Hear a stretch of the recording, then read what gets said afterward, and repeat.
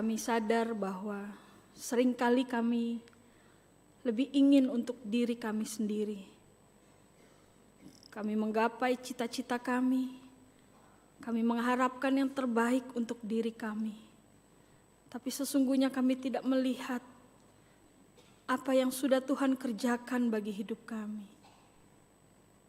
Seringkali kami tahu bahwa kami harus mengabarkan kasih-Mu. Tapi seringkali kekuatan dalam diri kami, ego kami lebih kuat. Tuhan, kami butuh Engkau. Kami butuh Engkau untuk terus menyentuh hati kami. Agar kami menjadi anak-anak Tuhan yang mengerjakan apa yang menjadi maunya Tuhan. Tuhan, kami butuh firman-Mu. Kami butuh kekuatan dari Roh Kudus untuk terus kami boleh berjalan di dalam kehendak Tuhan. Oleh karena itu, berkatilah pembacaan firman dan perenungan pada hari ini. Kau memberkati setiap jemaat-Mu yang sudah hadir. Kiranya Tuhan, Roh Kudus boleh membukakan hati setiap kami. Bahkan untuk hamba-Mu yang akan menyampaikan firman-Mu. Engkau mau mengurapi, Kau menolong dengan kuat kuasa darah-Mu. Di dalam nama Tuhan Yesus kami berdoa. Amin. Shalom saudara yang terkasih di dalam Tuhan. Puji syukur kalau hari ini kita boleh berjumpa kembali di dalam rumah Tuhan. Kita boleh menikmati waktu kita di dalam sepanjang minggu, kesibukan yang kita lakukan. Mari kita fokuskan hati dan pikiran kita untuk bisa mendengarkan dan kemudian kita diubah oleh kebenaran firman-Nya. Bulan Februari adalah bulan kasih, tapi bukan berarti bulan-bulan yang lain tidak ada kasih ya. Tetapi biarlah di momen bulan kasih ini kita terus diingatkan kembali bahwa Allah yang sudah mengasihi kita dan harusnya kasih itu kita bawa kepada mereka yang membutuhkan. Karena itulah sejatinya kehidupan anak-anak Tuhan. Itulah sejatinya kehidupan orang Kristen. Setelah kita membuka bagian firman Tuhan dari Kisah Para Rasul 3 ayat 1 sampai 10. Saya akan membacakannya, saudara boleh menyimak di dalam Alkitab masing-masing. Kisah Para Rasul 3 ayat 1 sampai 10, Lembaga Alkitab Indonesia terjemahan baru 2 memberikan judul Petrus memulihkan orang lumpuh. Pada suatu hari menjelang waktu sembayang, yaitu jam 3 sore, naiklah Petrus dan Yohanes ke bait Allah. Di situ ada seorang laki-laki yang lumpuh sejak lahirnya, sehingga ia harus diusung. Tiap-tiap hari orang itu diletakkan dekat pintu gerbang bait Allah, yang bernama Gerbang Indah, untuk meminta sedekah kepada orang yang masuk ke dalam bait Allah. Ketika orang itu melihat bahwa Petrus dan Yohanes hendak masuk ke bait Allah, ia meminta sedekah. Mereka menatap dia dan Petrus berkata, "Pandanglah kami." Lalu orang itu menatap mereka dengan harapan akan mendapat sesuatu dari mereka. Namun Petrus berkata, "Emas dan perak tidak ada padaku, tetapi apa yang kupunyai kuberikan kepadamu. Dalam nama Yesus Kristus orang Nazaret itu, bangkit dan berjalanlah." Lalu ia memegang tangan kanan orang itu dan membantu dia berdiri. Seketika itu juga kuatlah kaki dan pergelangan kaki orang itu. Ia melompat berdiri dan mulai berjalan. Lalu ia masuk bersama mereka ke dalam bait Allah sambil berjalan dan melompat-lompat serta memuji Allah. Semua orang yang melihat dia berjalan semua orang melihat dia berjalan sambil memuji Allah, dan mereka mengenali dia sebagai orang yang biasanya duduk meminta sedekah di gerbang indah bait Allah. Mereka pun takjub dan tercengang tentang apa yang terjadi padanya. Saudara yang terkasih di dalam Tuhan, seorang psikolog dan juga teoretikus bernama Abraham Maslow, dia pernah mencetuskan satu teori yang mungkin dalam psikologi umum sampai hari ini teori ini digunakan. Abraham Maslow menjelaskan bahwa tentang hierarki kebutuhan manusia, manusia menurut dia ya harus memenuhi kebutuhannya dulu yang paling rendah sebelum naik kepada kebutuhan-kebutuhan yang tertinggi. Jadi kira-kira begini saudara, menurut Abraham Maslow, kebutuhan manusia yang paling mendasar dan harus dipenuhi itu seperti makanan, minuman. Kalau saudara lihat yang gambar paling bawah itu yang ada gambar bakso, tapi jangan terbayang dulu ya, kita fokus dulu kepada firman, jangan fokus kepada mangkok baksonya. Kebutuhan manusia yang paling dasar menurut Maslow itu harus dipenuhi terlebih dahulu. Baru setelah kebutuhan dasar mengenai fisiologis itu terpenuhi, manusia itu meningkat kebutuhannya menjadi bukan hanya makanan yang dia butuh, tetapi rasa aman, perlindungan dari gangguan, kriminalitas dan lain sebagainya. Lalu ketika itu terpenuhi, kebutuhan yang berikut meningkat, yaitu apa? Kebutuhannya akan sosial. Dia punya circle, dia punya teman-teman, ya bahkan dia dihormati di masyarakat. Nah, saudara, kemudian setelah kebutuhan itu meningkat lagi yang paling tinggi itu mengenai ego, kebutuhan ego. Bagaimana manusia itu punya kebutuhan untuk membangun reputasi, membangun statusnya dengan baik, hingga kebutuhan tertinggi yang harus dicapai. Ya, menurut Maslow itu adalah aktualisasi diri ya, di mana manusia punya kebutuhan untuk dia bisa berkembang dengan segala potensi, dengan segala kemampuan yang dimiliki. Menurut Abraham Maslow, ini hierarki yang paling dasar sampai yang paling tinggi, saudara. Saudara, bicara soal kebutuhan ya menurut Maslow. Ya, saya cuma bertanya, apakah saudara setuju dengan pernyataan ini ya? Saudara, kalau bicara soal kebutuhan manusia ya, apa sih yang sebenarnya menjadi kebutuhan dasar yang harus kita penuhi terlebih dahulu? Makanankah, minumankah, atau seks untuk orang yang sudah menikah, atau diterima di lingkungan sosial, atau rasa aman? Apa saudara? Saudara, kita perlu kaji dengan baik apa yang dunia ini tawarkan. Ya, jangan semua kita telan mentah-mentah, oh ini baik, oh ini bagus, ini baik untuk diriku, oh ini keren, oh ini aku mau ini dan aku penuhi, aku kejar sebanyak-banyaknya kebutuhan itu. Sampai kita puas. Saudara, pertanyaan saya, ketika kita sudah capai di puncak tertinggi kebutuhan itu, apakah sungguh-sungguh kita dikatakan puas? Saudara, nyatanya kalau melihat kondisi dunia hari ini, ada banyak orang yang punya harta, materi berlimpah-limpah, tabungannya banyak, deposito dan lain segala macam, tetapi berakhir dengan bunuh diri. Banyak orang hari ini mendambakan punya istri cantik, punya suami yang ganteng, tapi kita lihat perceraian di mana-mana, perselingkuhan di mana-mana. Bahkan kita lihat orang kejar mati-matian punya gelar pendidikan yang tinggi, tapi hidupnya kosong. Saudara, ketika kita mendefinisikan kebutuhan mendasar bagi hidup kita, kita harus melihatnya dalam perspektif firman Tuhan. Saudara, mari kita belajar dari narasi hari ini.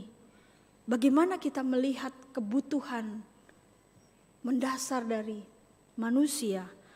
Saudara, ketika sore hari itu di dalam narasi yang tadi kita baca, ketika Petrus dan Yohanes pergi ke bait Allah untuk melaksanakan tugas mereka, menjalankan tugas keagamaan mereka, mata mereka tertuju kepada satu pribadi yang duduk di depan pintu gerbang bait Allah. Mereka melihat seorang laki-laki yang lumpuh, miskin, lumpuh sejak lahir. Bayangkan, lumpuh sejak lahir, bukan kaya sejak lahir, saudara. Lumpuh sejak lahir. Kondisinya tentu luar biasa menderita. Setiap hari si orang lumpuh ini diusung dan diletakkan di depan pintu gerbang bait Allah. Untuk apa? Untuk meminta sedekah. Entah sudah berapa banyak orang yang memasukkan uang mereka ke dalam kotak amal itu, bahkan mungkin sampai penuh, kotak itu penuh dengan uang. Tapi apakah sungguh-sungguh itu mengubah kehidupan si pengemis lumpuh ini, saudara? Saudara, saya membayangkan ya, gimana kalau kita ada di posisi si pengemis lumpuh ini, saudara? Kondisinya sungguh-sungguh tidak berdaya. Bukan hanya fisiknya yang tidak berdaya, tetapi juga pasti mentalnya. Dia gak punya kesanggupan untuk berharap, untuk bersuka cita, memikirkan cita-cita bagi masa depan dia.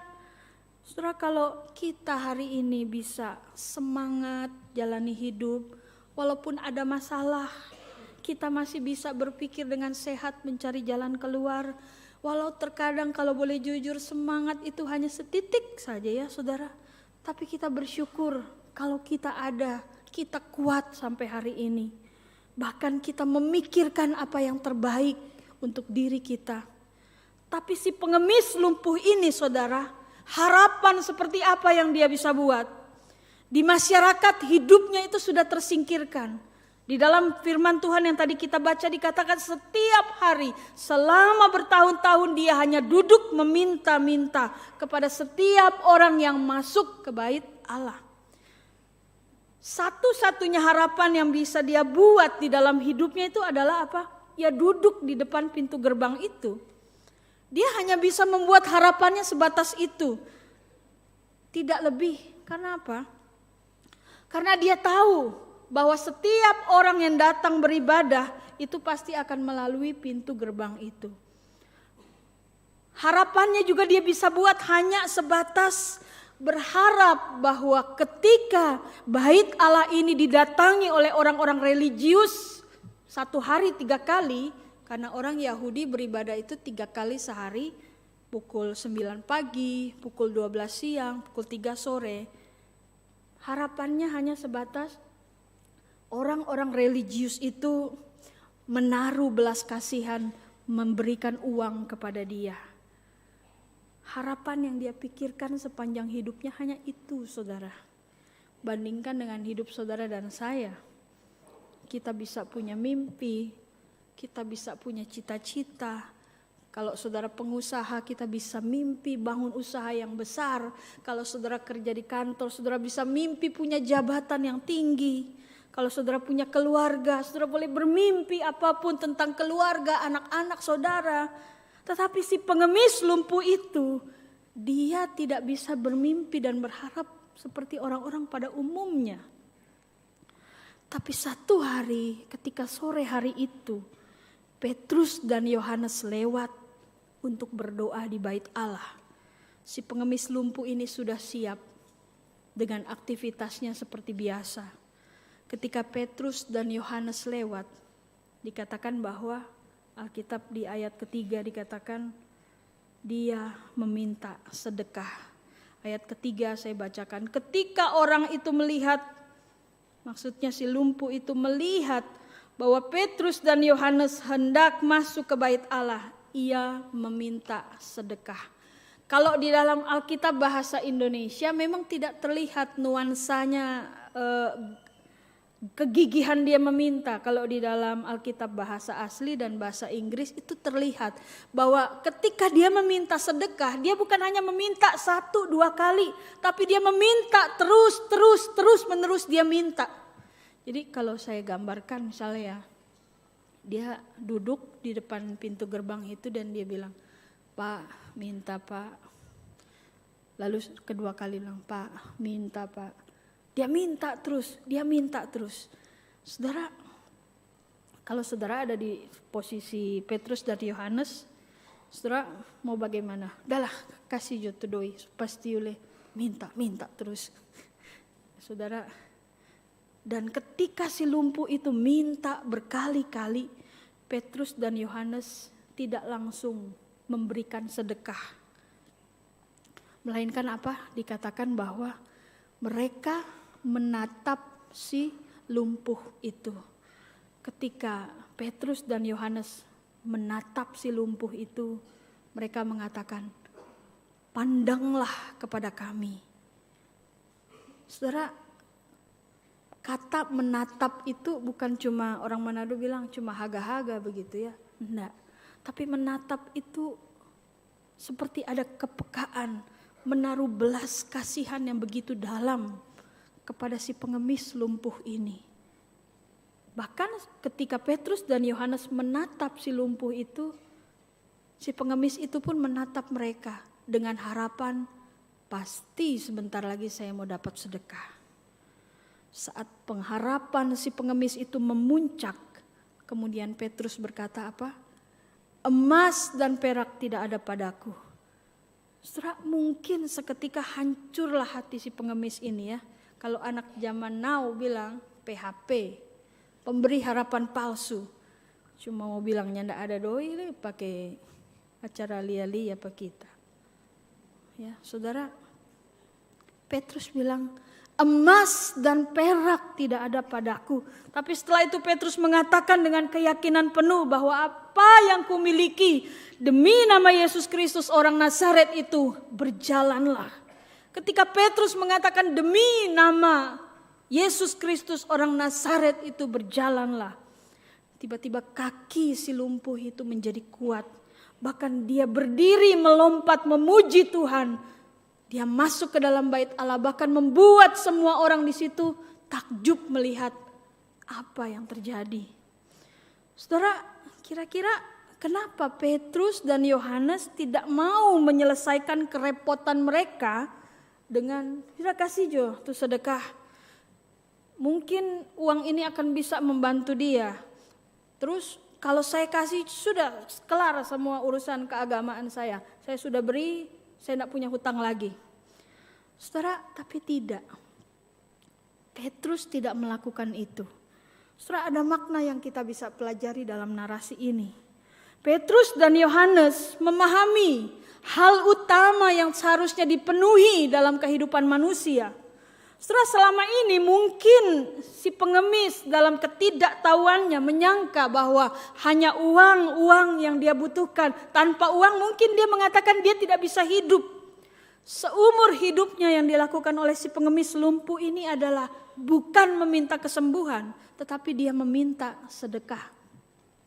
Dia hanya menaruh harap pada orang yang berbelas kasihan untuk kepapaannya ini, sehingga ia dapat menyambung hidup sehari demi sehari kalau kita baca di ayat 3 dan ayat 5. Ketika Petrus dan mengatakan emas dan perak tidak ada padaku, hancurlah harapan dia. Tapi saudara, kita melihat Petrus mengerti bahwa bukan uang yang menjadi kebutuhan utama dari si lumpuh ini. Petrus sadar bahwa si pengemis ini membutuhkan hal lain yang jauh lebih berharga dari itu. Yaitu apa? Kesembuhan, pemulihannya di dalam Kristus. Kesembuhan di dalam Kristus, saudara, itu bukan perkara sakit fisiknya itu disembuhkan atau tidak. Tapi kesembuhan, pemulihan di dalam Kristus, itu relasinya dipulihkan dengan Tuhan. Si pengemis itu boleh melihat siapa pribadi yang mengasihi dia. Saudara, ketika orang dipulihkan relasinya dengan Tuhan, itu akan membawa satu kepuasan di dalam dirinya. Lebih dari sekedar harta, lebih dari sekedar materi yang dia terima. Sekalipun mungkin sakitnya tidak sembuh waktu itu. Saudara, kita lihat lewat kesembuhan fisik dan mental yang diterima oleh si pengemis lumpuh. Dia mengalami kuasa Allah. Bahkan harkatnya sebagai manusia, mentalnya dipulihkan, relasinya dengan Tuhan. Itu melebihi uang-uang yang pernah diberikan kepada dia. Saudara, bukankah ini juga harusnya membuka pemikiran kita bahwa sebenarnya kebutuhan utama yang kita butuhkan itu bukan emas, bukan perak. Itu sebabnya Petrus tidak menawarkan emas dan perak, melainkan apa? Dia memperkenalkan satu pribadi kepada si lumpuh ini. Apa yang aku punyai, kata Petrus, aku punya Kristus, aku bagikan kepadamu. Saudara, Ada banyak orang Kristen hari ini yang berpola pikir seperti si lumpuh ini. Ada banyak orang Kristen yang hari ini hidupnya tidak berdaya, putus asa menjalani hidupnya. Punya problem hidup yang sekian lama tidak selesai. Mungkin terkadang dia sudah tidak punya keinginan lagi untuk menyelesaikan problem hidupnya ini.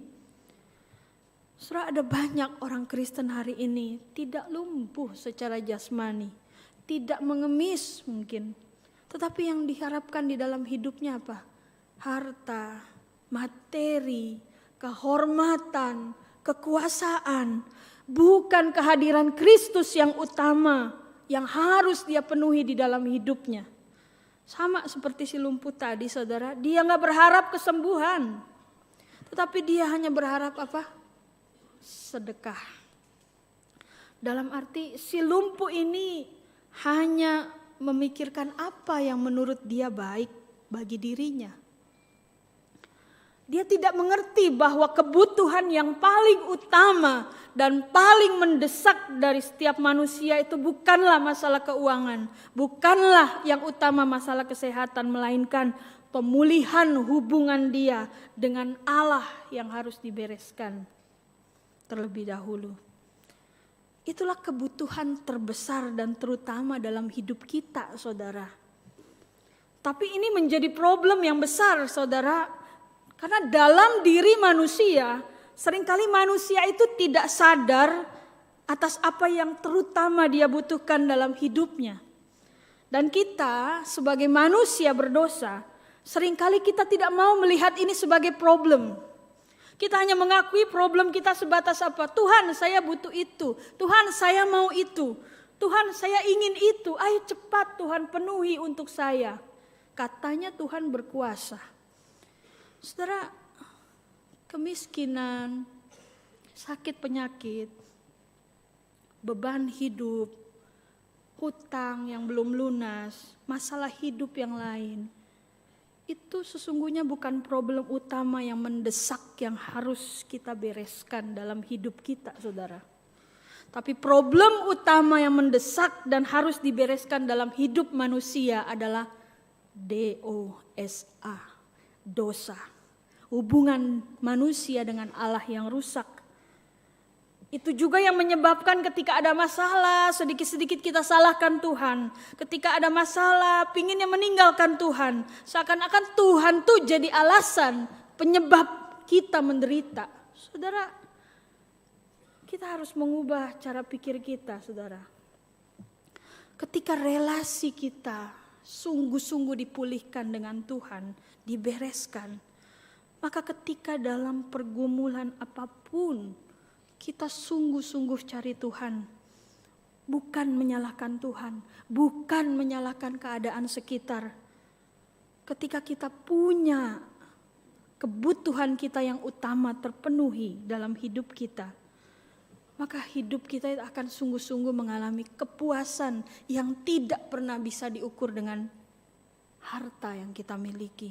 Walaupun mungkin sakit kita tidak sembuh, walaupun mungkin hutang kita belum terbayarkan, tapi saudara, separah-parahnya penderitaan, penyakit, kemiskinan, apapun itulah problem yang kita hadapi yang tidak bisa kita hindari, kita akan mampu melewati itu kalau kita punya Tuhan. Kalau relasi kita dengan Tuhan itu beres, saudara. Saudara, Fanny Crosby, seorang penulis lagu him, banyak lagunya yang sangat bagus ya dan sangat memberkati saya secara pribadi. Ya, salah satunya yang Tuhan yang pimpin jalanku pada jalan berliku. Nanti saudara cari sendiri ya. Dia ini seorang tunanetra, saudara. Dia buta. Dunia terbiasa menilai seseorang berdasarkan seberapa kontribusi yang bisa ia jalankan sebagai manusia normal. Seringkali hal ini juga membuat orang-orang yang memiliki keterbatasan fisik itu jadi seakan-akan tidak punya harapan karena dia tidak berfungsi seperti pada orang normal lainnya. Fanny Crosby dia mengalami kebutaan sejak kecil karena salah penanganan. Kemudian seiring berjalan waktu, dia juga pernah kecewa. Dia diolok-olok teman sebayanya, dia tidak bisa hidup seperti manusia normal lainnya. Tetapi hari demi hari dia dibimbing oleh ibunya yang mengasihi Tuhan. Hingga kelak dia dewasa, dia tetap buta. Tapi di dalam segala kekurangannya, Fanny Crosby justru menemukan makna hidupnya. Dia senantiasa membuat dirinya produktif, bahkan bisa dikatakan lebih produktif daripada orang-orang normal. Ya. Saudara, di dalam kondisi tertekan, di dalam kondisi dia stres, dengan beban hidup, dengan fisiknya yang tidak seperti orang lain, tetapi dia mengatakan bahwa di dalam keterbatasannya itu dia bersyukur karena dia bisa melayani Tuhan. Dia mulai menulis lagu puji-pujian dan dia katakan lagu-lagu ini saya tulis untuk orang-orang yang mungkin tidak mau mendengar khotbah tetapi mereka mau mendengar pujian ini. Dan banyak orang yang diberkati lewat apa yang dia lakukan. Dan satu kali pernah ada orang bertanya kepada dia, Fanny, kalau kamu bisa disembuhkan hari ini, apa kamu mau disembuhkan? Kira-kira dia jawab apa? Dia jawab, tidak. Kenapa? Karena dengan kondisi saya yang buta, hidup saya justru lebih dekat dengan Tuhan. Saudara, kita lihat berkat damai itu datang lewat penderitaan. Damai itu datang bukan karena matanya dicelikan, tetapi karena Yesus yang hadir di dalam hidupnya. Dari sini kita bisa lihat bahwa hanya Tuhan yang bisa membuat manusia itu puas. Hanya Tuhan. Saudara, baik ketika kita menolong orang lain, atau kita berbicara kepada diri kita sendiri, konsep mengenai kebutuhan dasar kita, yaitu relasi kita dengan Tuhan, itu harus ada dulu di dalam pikiran kita. Ketika konsep ini ada di dalam pikiran kita, dan kita menerapkan kepada orang yang kita tolong, maka kita sesungguhnya memperlihatkan tentang keunikan iman Kristen. Saudara, keunikan iman Kristen itu di mana? Keunikan iman Kristen itu bukan sekedar pemberian materi yang jumlahnya banyak. Bukan hanya diukur dari pemberian materi secara kuantitas. Kalau semua diukur secara kuantitas, di mana keunikan iman Kristen? Keunikan iman Kristen adalah menyampaikan berita tentang pengharapan Kristus yang mengasihi orang berdosa. Itulah yang harus ada di dalam pikiran kita. Punya kepekaan untuk membawa orang mengenal Kristus. Saudara, sampai detik sebelum Petrus mendoakan si lumpuh ini dalam nama Yesus, kepekaan itu tidak dimiliki oleh orang-orang beragama yang datang melewati si lumpuh ini setiap hari. Bagi mereka, orang-orang yang setiap hari mondar-mandir di bait Allah itu menganggap si lumpuh ini hanyalah realitas sosial yang wajar. Sehingga perhatian dalam bentuk uang, sedekah, ya udahlah, udah cukup lah membantu dia. Bahkan mungkin saudara, enggak semua ya, mungkin ya, orang-orang beragama itu sesekali datang memberi sedekah itu untuk mengharapkan berkat dari Tuhan atas kesalehan yang mereka lakukan. Saudara, tapi kita lihat bahwa di dalam kehidupan Petrus dan Yohanes yang sudah pernah gagal dan diubahkan Tuhan, itu membawa perlakuan yang berbeda pada hari itu bagi kehidupan si pengemis lumpuh ini. Bahkan Petrus dan Yohanes memberi sesuatu yang lebih dari apa yang diharapkan si lumpuh selama ini. Bahkan mereka membuka mata orang banyak saat itu. Bagaimana Allah bekerja, bagaimana Allah berkuasa melebihi kepedulian sosial semata. Saudara, seperti tindakan Petrus ini ya, ketika dia menatap penuh kepekaan tentang kondisi si lumpuh. Dia mengatakan, pandanglah kepada kami. Saudara, adakah kita di tempat pekerjaan, di tempat usaha, dimanapun kita berada, adakah kita melihat kepada mereka, peka, pandanglah kepada saya. Ada kabar baik yang ingin saya sampaikan. Pandanglah kepada saya. Ada kelegaan yang saya mau ceritakan kepadamu. Adakah hati kita itu peka, saudara?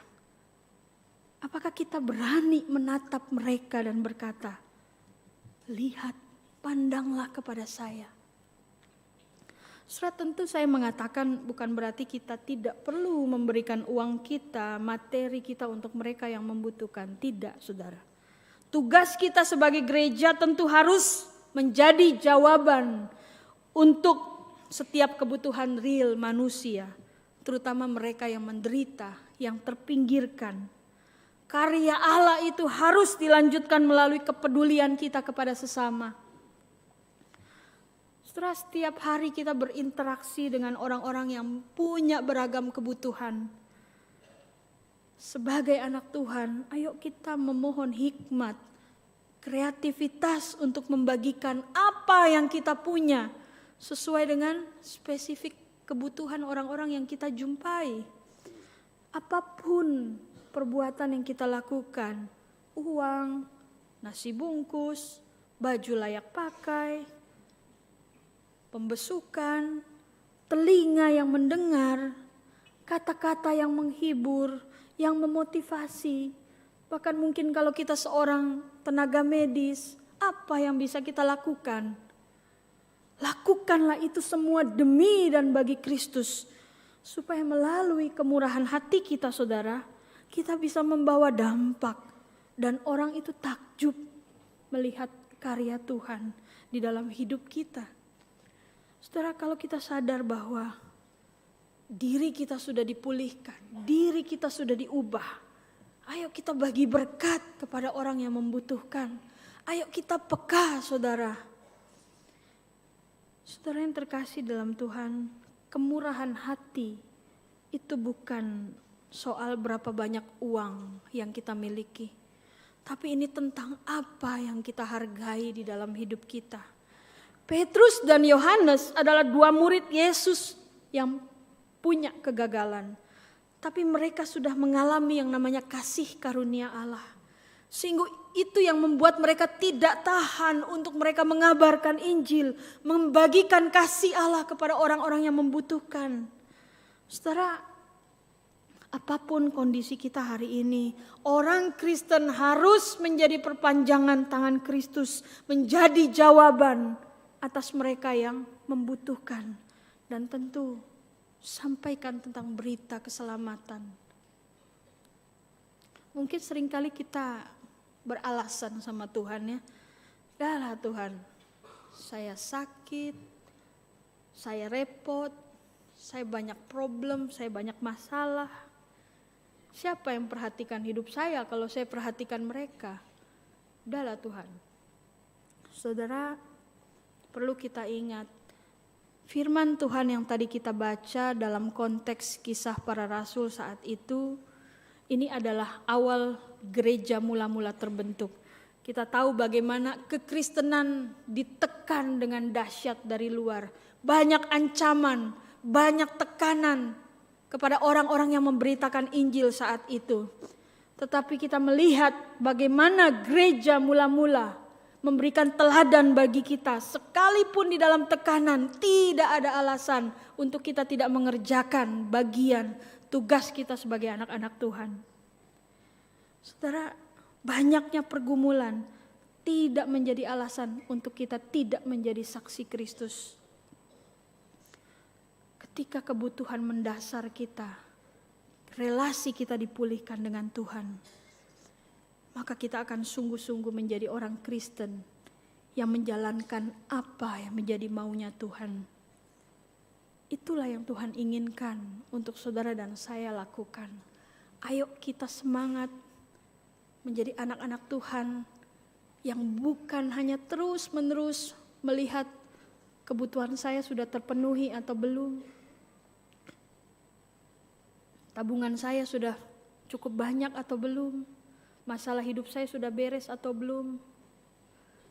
Tapi mari kita bereskan hidup kita dengan Tuhan. Sehingga kita sungguh-sungguh menjadi orang Kristen yang berdampak. Menjadi orang-orang Kristen seperti yang Tuhan inginkan.